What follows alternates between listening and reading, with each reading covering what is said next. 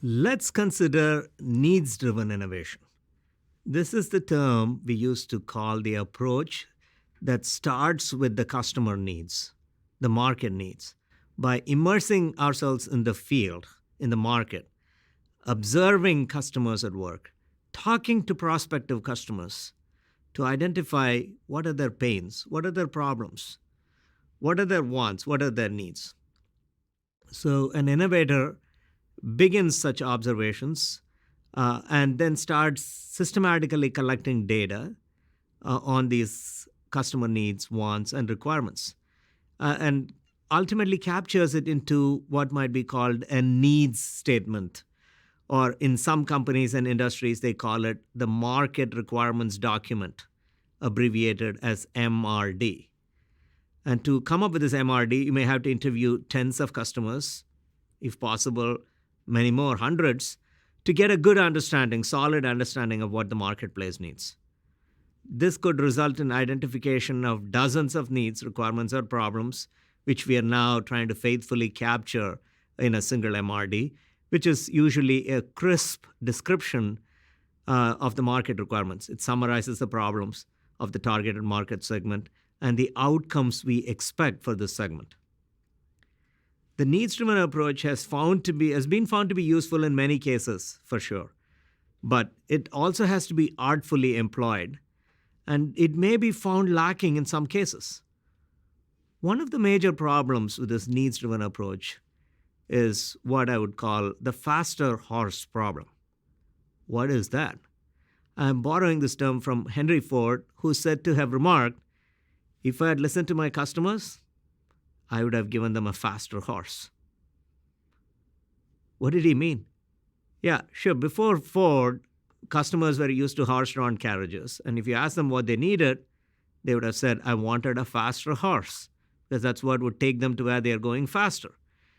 It was hard for them at that time to imagine a radically different future where they could be propelled by machines, by engines, like internal combustion engines. So they were expressing their needs in familiar terms. Such an approach where customers and users express their needs in familiar terms and are unable to imagine a radically different future, this is sometimes called the functional fixedness, as psychologists refer to them. Customers are fixed with their functionality and are unable to come up with new functionality. So this is one of the problems associated with the needs-driven approach. Another problem is that in some cases, customers may not even know what they need. They are so happy with their current solution that they may say, "I don't need anything." This is the problem Motorola encountered 40 years ago when they first came up with cell phones. When they tried to do some market testing, people are asking, "Do I really need another portable phone? I'm happy with my current phones." So customers may just dismiss away new needs that are potentially addressable. Sometimes they may come up with tailored needs that may not be addressable, that may not be implementable, may not be solvable with the current state of affairs. Consider the need that we all feel right now with increasing lifespan. Societies are aging, and now we have diseases of the old age, dementia, Alzheimer's, and so on.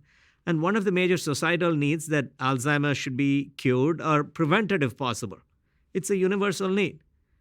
But the challenge is finding a solution that can address this need.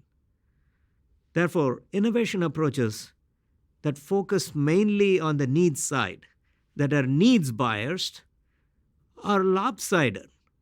And they're clapping with one hand from the demand side, and they may not be able to come up with a supply side solution, or may come up with an incremental solution that is eventually not compelling enough for market adoption. Customer needs, market needs need to play a pivotal role in the innovation process. But we need to couple that with a more balance-centered approach that constantly synchronizes the demand and supply sides. Accelerated innovation, as we like to call it.